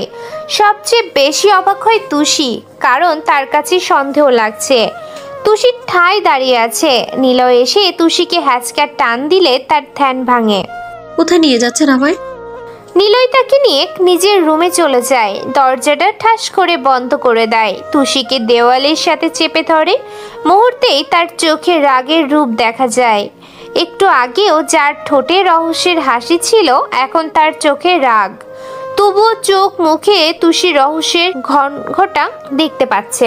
How dare you, nonsense. রাত থেকে ফোন অফ ছিল কেন? নিলয়ের কিরিমিরি কথায় তুষি ঘন ঘন চোখের পাতা নাড়ে। কি হলো? কি বলছি আমি? কি মানে কি বলছি আমি, তুমি তা শুনতে পাচ্ছ না? না, আসলে ফোন অফ ছিল কেন? চার্জ ছিল না। কারেন্ট তো ছিল, চার্জে লাগাওনি কেন? মনে ছিল না। কেন? তোমার এইটুকু মন কোথায় থাকে? রাজ চৌধুরী না, মানে আসলে কিছু না। নিলয় ফ্যাল ফ্যাল করে তুষির দিকে তাকিয়ে আছে। ইস, হাতির মতো শরীর নিয়ে ঝুঁকে আছে আমার উপর। সরুন। What are you saying, damn it? কিছু না, সরুন। নিলয় তুষির বাহু চেপে ধরে, মুখ খুব কাছে নিয়ে এসে বলে, সারা দিন এত রাজ চৌধুরী করো কেন? কি আছে ওর মাঝে যা অন্য কারো কাছে পাও না? পার্সোনালিটি, ওনাকে আমি আমার সবটা দিয়ে দিয়েছি, সব ভালো লাগা সব। এখন ছাড়ুন আমায়। নিলয় তুষির মুখে আরো কাছে চলে যায়, তারপর বলে, কেন তা আমাকে দেওয়া যায় না তুষি? প্লিজ বলো না। কি যাতা বলছেন? তুষি ধাক্কা দিয়ে নিলয়কে ঠেলে দেয়। নিলয় একটু দূরে গিয়ে পড়লে তার প্যাকেট থেকে একটা কার্ড পড়ে যায়। নিলয় মাথা নিচু করে জোরে জোরে শ্বাস নেয়। বিষয়টা তার রুচিতে লাগে। তার রাগ উঠেছে। তুষি কার্ডটা তুলে দেখে, বুঝতে পারে আইডি কার্ড। অপর পৃষ্ঠে চোখ বুলালে দেখে তার ছবি। নামের দিকে নজর দিলে দেখতে পায়নি। বাকিটা দেখার আগেই ছো মেরে নিলয় সেটা নিয়ে নেয়। তুষি দেখতে চাইলেও নিলয় তা কেড়ে নিজের কাছে রেখে দেয়। তুষি কাড়াকাড়ি করেও পারে না নিতে। মাফিকে আপনি মেরেছেন তাই না? তুষির কথায় নিলয় অবাক হয়, মুখ ঘুরিয়ে নেয়। তুষি আবার তার দিকে ফিরে। কি হলো বলুন স্যার? ক্লাসের টাইম হয়ে গিয়েছে, ক্লাসে যাও। তারপরে আপনি মাফিকে মেরেছেন তাই না স্যার? বললাম না ক্লাসে যাও। স্যার আগে আমায় বলুন, আপনার নাম আসলেই নিলয় তো না? তাহলে আইডি কার্ডে আপনার ছবির সাথে না? নিলয় আর কিছু না বলে দরজা খুলে সেখান থেকে হন হন করে বের হয়ে যায়। তুষি পেছন থেকে অনেক ডাকে, কিন্তু সাড়া পায় না। ক্লাস শেষে নিলয় আজ আর তুষিকে তার রুমে যেতে বলে না। তুষি তাড়াতাড়ি করে বের হয়, কিন্তু তার আগেই নিলয় নিজের গাড়ি নিয়ে চলে যায়। তুষি বাসায় গিয়েও নিলয়কে কল করে, কিন্তু পায় না। তুষির রাগ হয়, সাথে সন্দেহের পাহাড় জমে। নিলয় নিজের বাসায় সুইমিং পুলের পাশে রাখা ডিভানে বসে আছে, মুখের উপর হাত রাখা। তার মাঝেও চিন্তার ছাপ। চোখগুলি টকবক করে তাকিয়ে আছে, চোখের পাতা পড়ছে না। আর কত এইভাবে? অনেক দিন তো হলো এই লুকোচুরি খেলা। আর কতদিন এই লুকোচুরি খেলা চলবে? এখনো কি সময় হয়নি? এখনো এইভাবে আড়ালে থাকার কোনো মানে আছে? হয়তো বা না। আর না, নিজের ভালোবাসার কাছে আত্মপ্রকাশের সময় চলে এসেছে। প্রেয়সী, সময় যে আগত। ভাবতেই মানুষটার মুখে হাসি ফুটে আসে। এমন সময় তার কল আসে। হ্যালো, ইয়েস বলো। কালকেই কানাডা? ঠিক কতদিন সময় লাগবে? ওকে ফাইন, কনফার্ম করে দাও। আর পাসপোর্টটাও রেডি করে নাও, কাল 12টার ফ্লাইটে। ওকে, রাখছি। কাজের জন্যে তাকে 2 দিনের জন্য কানাডা যেতে হবে। তার অ্যাসিস্ট্যান্ট ফোন করেছিল, তারপর ফিরেই তুষিকে সারপ্রাইজ দিবে, বড় ধামাকা অফার করছে। ওদিকে তুষি রাতেও স্যারকে কল দেয়, কিন্তু ফোন বন্ধ পায়। এবার খুব রাগ হয় তুষির। সে রাতে তুষির ঘুম হয় না। রাগ, চিন্তা, ভাবনা আর সন্দেহ সব মিলেমিশে একাকার হয়ে উঠেছে তার ভিতরে। আইডি কার্ডটা দেখার পর থেকে আরো কেমন যেন লাগছে। ছবি ঠিকই আছে, তবে নামের জায়গায় নি কেন? ওনার নাম তো নিলয়, তবে কি নিলয়ের আগে আরেকটা নাম আছে? তুষি মাথার চুল টেনে বলতে থাকে, ইস, আর পারছি না, এত চিন্তা করতে আর পারছি না। প্রচন্ড ধরেছে মাথাটা। উফ না, কাল ওনার সাথে কথা বলতেই হবে। আমার থেকে পালিয়ে গেলেও ওনাকে আর ছাড়ছি না আমি। ওনার সবকিছু বলতেই হবে। কেন সেদিন রিক আমার কাছে মাফ চাইলো, যাকে এত এত অপমান করেও পিছু ছাড়াতে পারলাম না, সে কিনা দৌড়ে ওনার পায়ে পড়লো মাফ চাইতে। উনি বলার পর আমার কাছে মাফ চাইছে কেন? আর মাফি, যাকে কলেজে স্টুডেন্ট থেকে শুরু করে প্রফেসররা পর্যন্ত ভয় পায়, তার কিনা এই হাল হলো। কেন এমন করলো তাদের? আবার এসে সবার কাছে মাফও চাইলো। বড় কথা, বারবার কেন স্যারের দিকে তাকাচ্ছিল মাফি? তবে কি মাফিকে স্যারই? না না, সব না জানা পর্যন্ত আমি ঠিক থাকতে পারছি না, কিছুতেই না। দরজার ওপার থেকে তার বাবা বলে ওঠে, কিরে তুষিমা, কি বিড়বিড় করছিস? এখনো ঘুমাসনি? নিশ্চয়ই বাবা আমার ঘরের পাশ দিয়ে যাচ্ছিল। হায় হায়, কি বলবো এখন? কিরে তুষিমা? হ্যাঁ বাবা, আসি। তুষি গিয়ে দরজা খুলে দেয়। মা, কি করছিলি এতক্ষণ? কিরে বাবা, পড়ছিলাম। তা বলছিস, লাইট তো অফ ছিল। আসলে বাবা, মানে আমার ঘুম আসছিল না। চল তোকে ঘুম পাড়িয়ে দিই। না বাবা, লাগবে না, তুমি গিয়ে ঘুমিয়ে পড়ো, আমি ঠিক ঘুমিয়ে যাব। তুষি ঘুমিয়ে পড়ে। পরের দিন তুষি খুব তাড়াতাড়ি করে কলেজে যায়, কিন্তু কলেজের সময় হয়ে যাচ্ছে, নিলয় তো আসছে না। অবশেষে প্রথম ক্লাস অন্য স্যার এসে করিয়ে গেল। তুষি ভেবেছে হয়তো স্যার আর আজ আসবে না। সোজা প্রিন্সিপালের কাছে যায়। May I coming sir? Yes. Sir, Niloy sir আজ আসবে না? না। স্যার, একটা কথা। বলো তুষি। স্যার আমি কি স্যারের ডিটেলস সম্পর্কে একটু জানতে পারি? তুষি, তুমি আমার মেয়ের মতন। আমার কলেজে খুব ভালো একটা স্টুডেন্ট, তুমি নিজেও খুব ভালো। সব মিলিয়ে তোমাকে খুব স্নেহ করি আমি চাই না এমন কিছু বলো যা তোমাকে কটু কথা শোনাবে। আশা করি বুঝতে পেরেছো কি বললাম। জি স্যার, সরি, ভুল হয়ে গিয়েছে। যাও, কাজ আছে আমার। তুষি চলে এলো রাগে কটমট করে। সেদিন আর ক্লাস করেনি, সোজা বাসায় চলে যায়। এর পরের দিনও কলেজে গিয়ে দেখে আজও নিলয় কলেজে আসেনি। তুষির রাগ ও সন্দেহ যেন হিমালয় ছুঁয়েছে। মুখ ভুত্তা করে আবার বাসায় ফিরে যায়। ঠিক 3 দিনের মাথায় নিলয় কলেজে আসে। প্রিন্সিপালকে সে আগেই জানিয়ে গিয়েছিল। তুষি তখন সামিয়ার সাথে কথা বলছে মাঠে। তুষি, তুই এভাবে কেন বসে আছিস? তো কলেজের এত লোকের সামনে কি নাচবো নাকি? না মানে হাসি হাসি মুখে কথা তো বলতে পারিস। তোর মতো পাগল ছাগল আমি? কি জিজ্ঞেস করলাম, তোর মতো কি আমি পাগল ছাগল যে কোনো কারণ ছাড়াই বেকুবের মতো হাসবো? এভাবে কথা বলছিস কেন? তোর ভাগ্য ভালো ছিল যে এখনো তোর 40 গোষ্ঠীকে ধুয়ে দেয়নি। সামিয়ার কিছু বলে না, চুপ করে যায়। তা না হলে তুষির বলা শেষ হবে না। তুষি বসে বসে মাঠের ঘাস উপড়াচ্ছিল। তুই গরু হয়ে গেলি নাকি? What nonsense. না মানে কখন থেকে ঘাস উপড়াচ্ছিস? এগুলো ভেজে মোমের মধ্যে চিকেনের বদলে দিয়ে আবার ভেজে তোর হবু জামাইকে খাওয়াবো, সাথে তোর গলার উপর উঠে তোকে গিলাবো। কি? তুষি মন খারাপ করে ঘাসে হাত দিতে গিয়ে সামনে তাকাতেই দেখে নিলয় কি সুন্দর করে কলেজের ভিতর ঢুকছে। তুষি আর চিন্তা বা সময় নষ্ট না করে দৌড়ে তার সামনে যায়। কোথায় ছিলেন 3 দিন?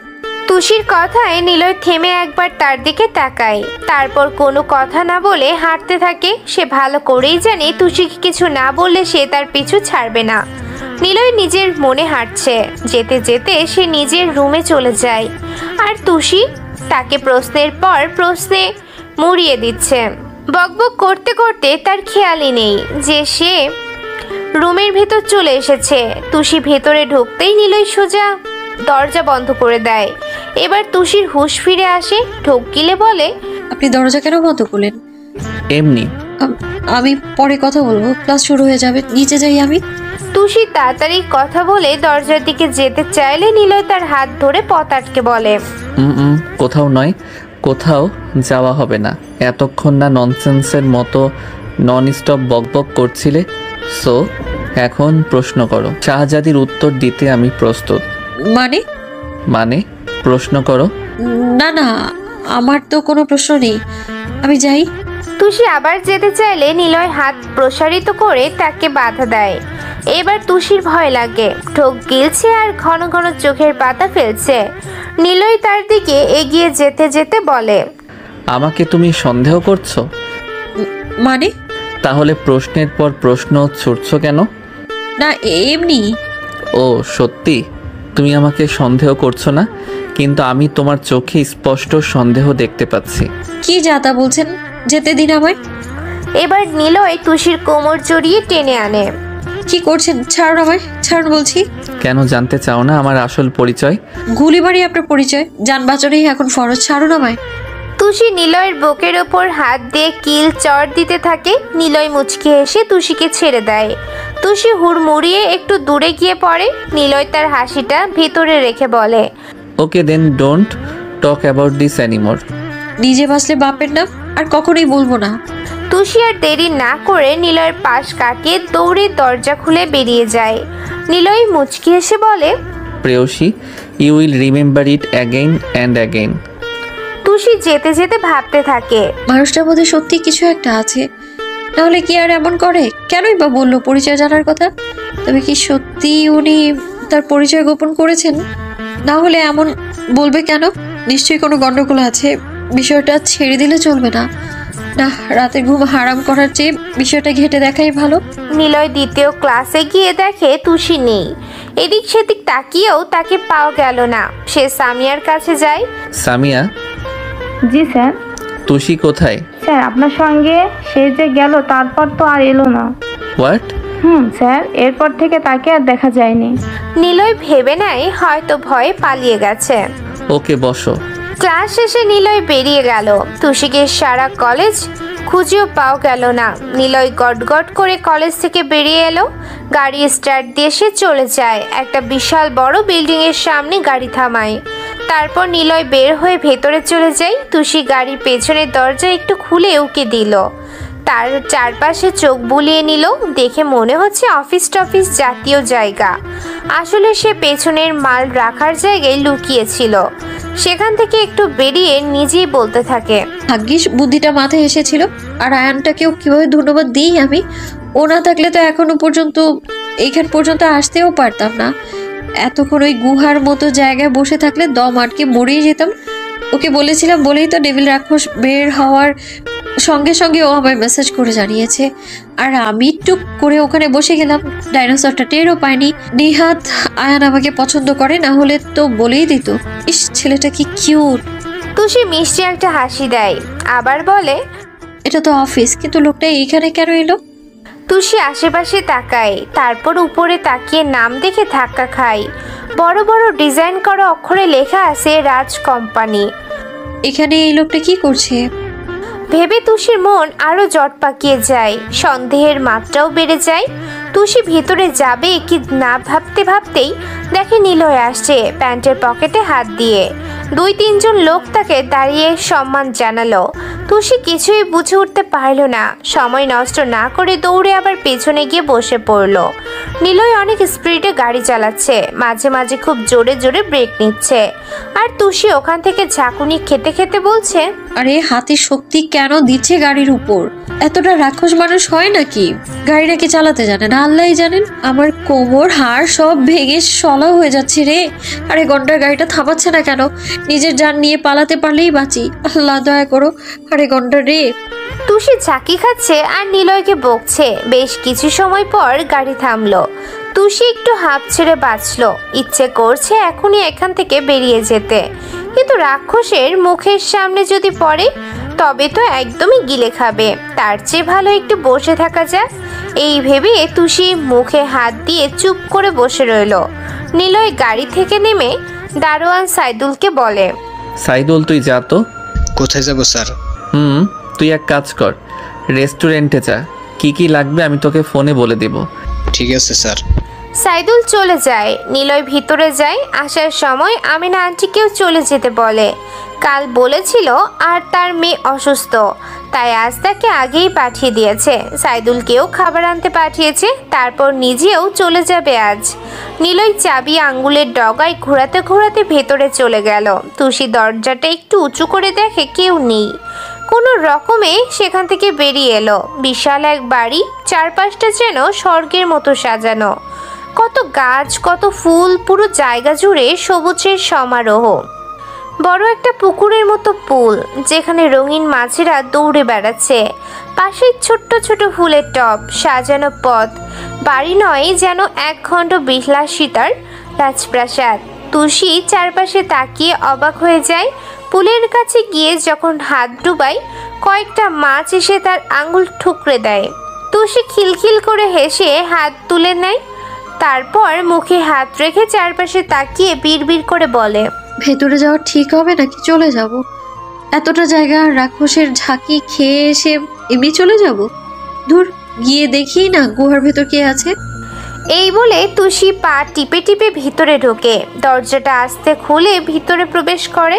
ভিতরে ঢুকে আরো অবাক হয় সে। কি সুন্দর করে সাজানো বাড়ি, বিলাসবহুল আসবাব, রুচিশীল ডেকোরেশন, সবই যেন এক শিল্পীর ছোঁয়া। তুষি এক ঘর থেকে আরেক ঘরে হাঁটতে থাকে, চোখে বিস্ময়। এই সময় নিলয় ওয়াশরুমে লম্বা শাওয়ার নিচ্ছে আর মনে মনে কিছু ভাবছে। তুষি ঘুরতে ঘুরতে এক কোণের রুমে ঢুকে যায়। দেয়ালে বিশাল এক ছবি ঝুলছে, নিলয়ের বড় একটা পোর্ট্রেট। রুমটা নিখুঁতভাবে গোছানো, সাদা চাদর বিছানো বেড, হালকা রঙের প্রিন্টেড ওয়াল, পাশের নরম লাইটিং। তুষির ঘরটা খুব ভালো লাগে। দেখতে দেখতে সে আরো ভিতরে চলে আসে। ঠিক তখনই ওয়াশরুম থেকে শাওয়ারের শব্দ বন্ধ হয়। দরজা খোলার আওয়াজে তুষি হকচকিয়ে যায়। কোনো আশ্রয় না পেয়ে তাড়াতাড়ি আলমারির দরজা খুলে ভিতরে ঢুকে পড়ে। নিলয় টাওয়ার পেঁচিয়ে ওয়াশরুম থেকে বের হয়। ভিজে চুল থেকে পানি টুপটুপ করে পড়ছে। গোছলের পর তার গায়ের রং যেন আরো উজ্জ্বল দেখাচ্ছে। চুলের ফোঁটা বুক পেয়ে নিচে পড়ছে।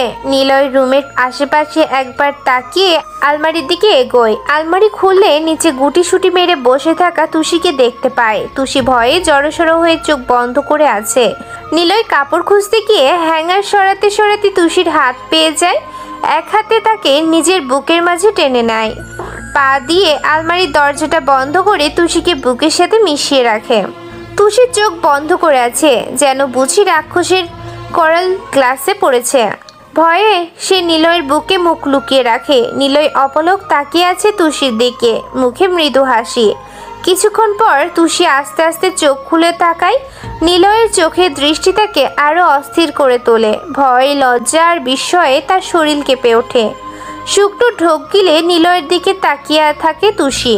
তুষি নিলয়ের বুক থেকে নিজেকে দূরে সরিয়ে আমতা আমতা করে বলে, আসলে আমি আসছি। তুষি দৌড়ে চলে যেতে চাইলে নিলয় পিছন ফিরে তার হাত ধরে ফেলে। তুষি ভয় পেয়ে থমকে যায়। নিলয় হঠাৎ হ্যাঁচকা টানে তুষিকে নিজের কাছে টেনে নেয়, কোমর জড়িয়ে আরো কাছে আনে।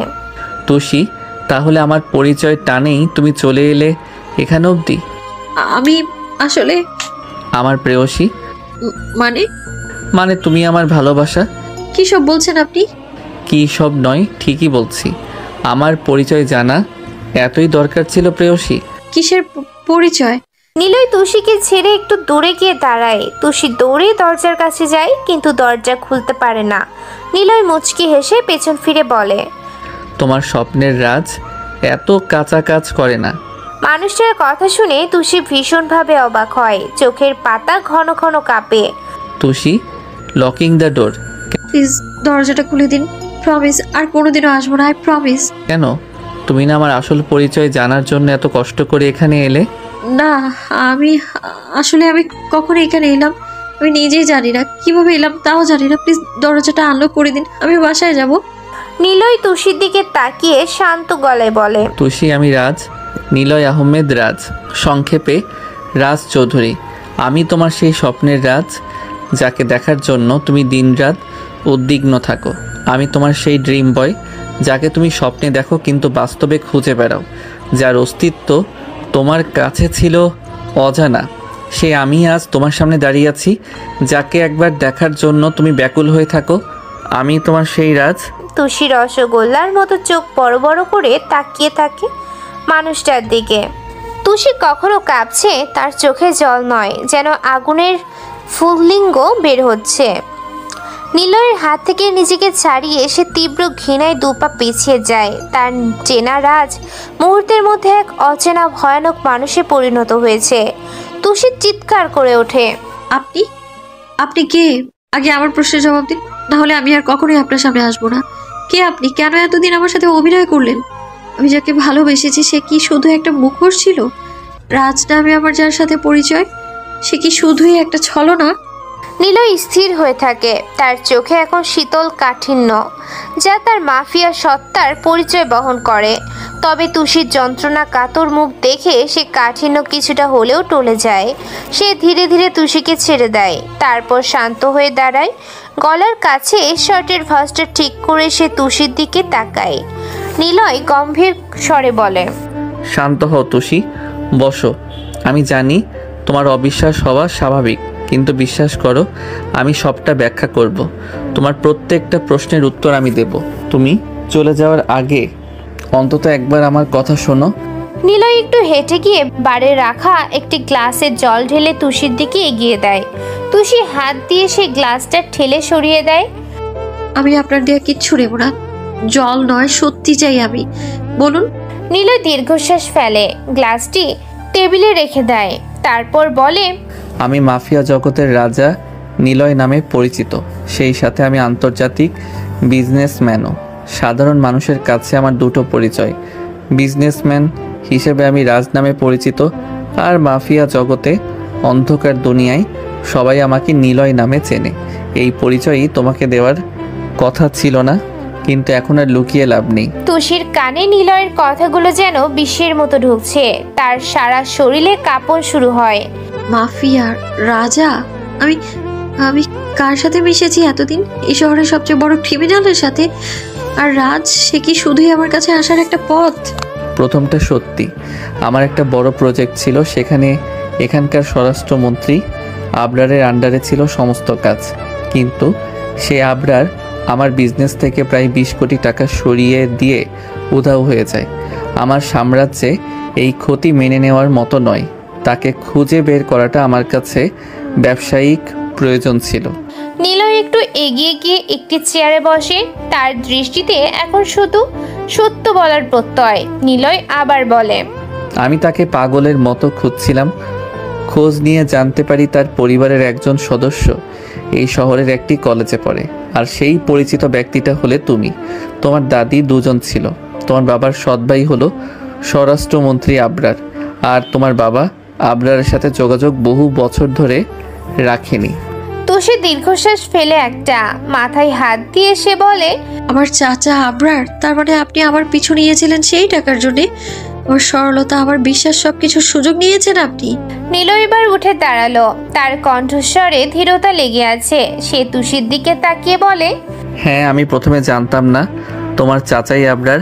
শুধু জেনেছিলাম তার পরিচিত কেউ কলেজে পড়ে। আমি তাকে খুঁজে বের করতে তোমাকে আমার ফাঁদ হিসেবে ব্যবহার করতে চেয়েছিলাম। রাজ নামে তোমার সাথে পরিচিত হই। কিন্তু নিলয় তুষির দিকে এক পা এগিয়ে গেল। এবার তার চোখে আর কাঠিন্য নেই, শুধু গম্ভীর আবেগ লেগে আছে। সে বলে, কিন্তু সব হিসেব পাল্টে গেল তুষি। আমার উদ্দেশ্য ছিল আবরারের খবর পাওয়া, তোমার কাছ থেকে তথ্য নিয়ে আমার টাকা উদ্ধার করা। কিন্তু তোমার সরলতা, তোমার হাসি, তোমার সাথে কাটানো প্রতিটি মুহূর্ত, সেগুলো আমাকে বদলে দিতে শুরু করে। আমি তোমাকে ভালোবেসে ফেলি, পাগলের মতো ভালোবাসি। এই অন্ধকার জগতের রাজা, যার হৃদয় পাথরের মতো শক্ত, সে তোমার জন্য কাচের মতো ভঙ্গুর হয়ে গেল। তাই তোমার জন্য চলে আসি এখানে। আমার কাছে এখন 20 কোটি টাকাও তুচ্ছ যদি তার বদলে তোমাকে হারাতে হয়। তুষি থমকে যায়। তার মনে পড়ে রাজের আন্তরিকতা, তার যত্ন। একটা মাফিয়ার রাজা যে কিনা এত বড় ক্ষতির কথা ভুলে গিয়ে তার জন্য ছুটে এসেছে। তুষির কণ্ঠস্বর নরম হয়ে আসে। সে বলে, আমি বিশ্বাস করব কি করে? মাফিয়া কখনোই ভালোবাসতে পারে না। আপনি শুধু আমায় ইউজ করতে চেয়েছেন। নিলয় তুষির কাছে এসে তার হাত দুটো ধরে। এবার তুষি হাত সরিয়ে নেয় না। নিলয় বলে, আমার জীবনের ঝুঁকি নিয়ে আমি তোমার সামনে দাঁড়িয়ে আছি তুষি। আমি তোমাকে মিথ্যা বলতে পারতাম, কিন্তু বলিনি।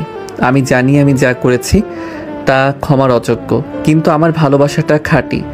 গত 3 দিন আমি আমার অফিসের গুরুত্বপূর্ণ কাজ আর তোমার চাচার খোঁজ করছিলাম।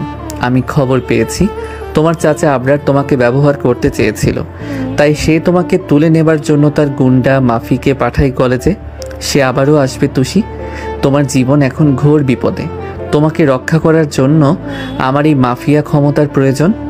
আমি মাফিয়া হতে পারি, আমার হাতে হয়তো রক্ত লেগে আছে, কিন্তু আমি তোমার ক্ষতি হতে দেব না। আবরার তোমাকে আঘাত করার আগে আমি তাকে শেষ করব। তোমাকে এখন আমার সুরক্ষা দরকার। তুমি রাজকে ভালোবেসেছিলে, এবার মাফিয়া নিলয়কেও ভালোবাসো। আমি রাজ, যে তোমাকে রক্ষা করতে পারে। তুষি কিছুক্ষণের জন্য চোখ বন্ধ করে। তার ভেতরে দ্বিধা ও ভয় এক ভয়াবহ যুদ্ধে মেতেছে। রাজের প্রেম নাকি নিলয়ের অন্ধকার জীবন। কিন্তু এই মুহূর্তে তার সামনে যে লোকটা দাঁড়িয়ে, তার চোখে সে শুধু আবেগ আর সুরক্ষা দেখছে। তুষি ধীরে ধীরে চোখ খোলে। তার চোখে এখন অশ্রুর বদলে এক ধরনের স্থিরতা। আপনি বলছেন আপনি আমায় ভালোবাসেন? এই বিপদের মুখেও আমার সাথে থাকতে চান আপনি? আমি তোমাকে ছাড়া বাঁচব না তুষি। আমার জীবনে এর চেয়ে বড় সত্য কিছু নেই। আমি রাজ হিসেবে তোমার পাশে ছিলাম, নিলয় হিসেবে তোমার ঢাল হয়ে থাকবো। আমাকে শুধু এইটুকু বিশ্বাস দাও, তুমি আমার হাত ছেড়ে যাবে না। তুষি ধীরে ধীরে নিলয়ের দিকে এগিয়ে যায়। তার সব ভয়, সব অবিশ্বাস যেন এক লহমায় দূর হয়ে যায়। তার মনে হলো যে মানুষটা তার জীবনের এত বড় সত্য এভাবে তার সামনে তুলে ধরেছে, সে তাকে ঠকাতে পারে না। নিলয়ের বুকে মাথা রেখে সে কেঁদে উঠল। আমি আপনাকে বিশ্বাস করলাম নিলয়। আমার খুব ভয় করছে, কিন্তু আপনি ছাড়া আমি আর কাউকে বিশ্বাস করতে পারছি না। আপনি আমার রাজ, আপনি আমার নিলয়। আমার ছেড়ে যাবে না তো? নিলয় তুষিকে শক্ত করে জড়িয়ে ধরে, তার চুলে বিলি কেটে দেয়। তার কণ্ঠস্বর আবেগে কেঁপে ওঠে। কখনোই না আমার রানী, আমি তোমাকে কখনো ছেড়ে যাব না। এই জীবনটা তোমার জন্য, আর এই ক্ষমতাও তোমার সুরক্ষার জন্য। আমরা একসঙ্গে এই লড়াই লড়ব। আবরারকে আমি খুঁজে বের করব, আর তুমি আমার সাথে থাকবে। নিলয় তুষিকে আলতো করে ধরে তার মুখের দিকে তাকালো। তাদের চোখে এখন গভীর ভালোবাসা। নিলয় ভালোবাসার সাথে মিশিয়ে প্রতিজ্ঞা করলো তুষির জন্য সে তার জীবনের সবটুকু বাজি রাখবে। নিলয়ের ফ্ল্যাটটি যেন বাইরের জগৎ থেকে সম্পূর্ণ বিচ্ছিন্ন এক দুর্গ। তুষির কাঁধ থেকে ভয় আর সন্দেহের ভার নেমে গেলেও নতুন এক অজানা আশঙ্কার শীতল স্রোত বইছে তার শিরায়। নিলয় তাকে সবটা খুলে বলার পর তুষি সিদ্ধান্ত নিয়েছে সে এই ভয়ঙ্কর প্রেমের সঙ্গেই থাকবে। তুষি নিলয়ের বুক থেকে সরে এসে বলে, আবরার মানে আমার চাচা, সে এত নিচে নামতে পারে? সে সত্যি আমায় তুলে নিতে লোক পাঠিয়েছিল? শান্ত হও। সে শুধু তোমার ক্ষতি করতে চায় না, সে আমার কাছ থেকে প্রতিশোধ নিতে চায়। কারণ আবরার জানে তুমি আমার জীবনের সবচেয়ে দুর্বল জায়গা। গত 3 দিন আমি আমার লোকজনকে প্রস্তুত করেছি। মাফিকে আমি দেখেছি, সে এখন আমার নজরে। কিন্তু আবরার এত সহজে ধরা দেবে না। সে সম্ভবত শহর ছেড়ে পালানোর চেষ্টা করবে। তাহলে এখন কি করা উচিত আমাদের? তোমার সুরক্ষা সবার আগে। আমি চাই তুমি আমার সবচেয়ে সুরক্ষিত আস্তানায় চলে যাও। কিন্তু আবরার যদি জানতে পারে যে তুমি আমার কাছে সুরক্ষিত, তবে সে তার পরিকল্পনা পাল্টে দেবে। আমাদের তাকে বোকা বানাতে হবে।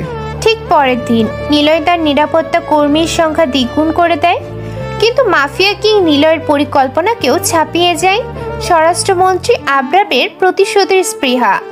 আবরার গোপনে শহরে ফেরে এবং নিলয়ের দুর্বলতার সুযোগ নেয়। গভীর রাতে তুষি নিলয়ের অ্যাপার্টমেন্টের সুরক্ষিত কক্ষে ঘুমাচ্ছিল। হঠাৎ তীব্র শব্দে তার ঘুম ভেঙে গেল। দরজায় ধাক্কা মারার আওয়াজ। একজন নিরাপত্তা কর্মী হাঁপাতে হাঁপাতে দরজার ওপার থেকে চিৎকার করে উঠল, স্যার আবরার, সে অন্য পথ দিয়ে আমাদের সুরক্ষিত বেষ্টনী ভেঙে দিয়েছে। তারা সরাসরি আসছে। নিলয় আগে এমন কিছুর জন্য প্রস্তুত ছিল। সে মুহূর্তে বন্দুক হাতে তুলে নিল, কিন্তু তুষিকে লুকানোর সময় পেল না। আবরারের লোকজনের মধ্যে ছিল মাফিও। তারা সংখ্যায় বেশি আর তাদের হাতে ভারী অস্ত্র। নিলয় তুষিকে আড়াল করে বলে, তুমি লুকানোর চেষ্টা করো তুষি, এক্ষুনি। কিন্তু দেরি হয়ে গিয়েছিল। দরজায় গ্রেনেড বিস্ফোরণের মতো আঘাত হানলো আবরারের লোক।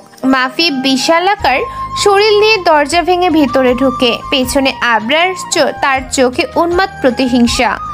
আবরার হাসতে হাসতে বলে, নিলয়, মাফিয়া কিং, আমি জানতাম এ মেয়ে তোমার দুর্বলতা। কোথায় লুকাবে একে?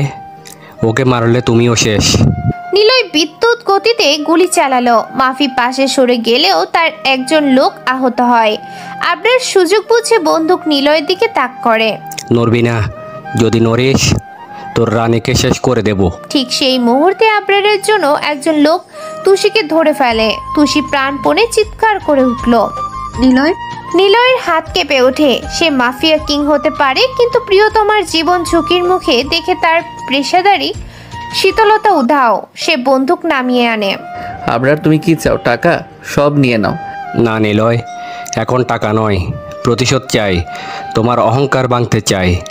এই মেয়েটাকে আমি তোমার চোখের সামনে তুলে নিয়ে যাব। তুমি কিছুই করতে পারবে না। আবরার তুষিকে জোর করে টেনে নিয়ে যায়। তুষির চোখে জল, কিন্তু তার দৃষ্টি নিলয়ের দিকে। সেই দৃষ্টিতে ছিল নীরব অনুরোধ, আমাকে বাঁচাও। নিলয় আকাশ কাঁপানো চিৎকার করে বলে, আবরার, খবরদার, এর ফল ভালো হবে না। কিন্তু ততক্ষণে তারা তুষিকে নিয়ে বেরিয়ে গেছে। আহত নিলয় তার হাতে থাকা বন্দুকটা মেঝেতে ছুঁড়ে ফেলল। তার সারা শরীর কাঁপছে, কিন্তু প্রতিশোধের আগুন তাকে আবার স্থির করে দিল। 5 ঘন্টা পর নিলয় আর এক মুহূর্ত নষ্ট করে না। তার নিজের নিরাপত্তা বাহিনী এবং মাফিয়া জগতে বিশ্বস্ত লোকজনের সাহায্য সে দ্রুত আবরারের আস্তানা খুঁজে বের করে। শহরের উপকণ্ঠে একটি পরিত্যক্ত গুদাম ঘরে থাকে সে। নিলয় একা গুদামের দিকে এগিয়ে গেল। তার হাতে 2টো অত্যাধুনিক পিস্তল। তার চোখে এখন শুধু তুষিকে মুক্ত করার জেদ। সে এখন আর রাজ নয়, সে অন্ধকারে সেই রাজা নিলয়। ভেতরে ঢুকতেই আবরারের লোকজনের সাথে তার তুমুল সংঘর্ষ শুরু হলো। গুলির শব্দে গুদামঘর কেঁপে উঠল। একা এসে তিনজনকে ধরাশায়ী করল। মাফি তাকে রুখতে আসে। বিশালাকার মাফি নিলয়ের দিকে তেড়ে আসলো। নিলয় দ্রুত পিস্তল পিছনে রেখে নিজের হাত দিয়ে মাফির সাথে লড়তে শুরু করে। কিছু সময় পর মাফির পেটে ছুরি ঢুকিয়ে দেয় নিলয়। নিলয় তখন তুষিকে দেখতে পায়। তুষি একটি চেয়ারের সাথে বাঁধা, তার মুখ কাপড়ে আটকানো। পাশে দাঁড়িয়ে বন্দুক হাতে আবরার।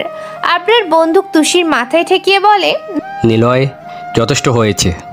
আর এক পায়ে গলে তোর রানী শেষ। আবরার, তাকে ছেড়ে দে। আমি একা তোর কাছে এসেছি, এই টাকা নিয়ে নে। নিলয় একটি ছোট্ট ব্যাগ ছুঁড়ে দিল। তাতে ছিল কয়েক কোটি টাকা।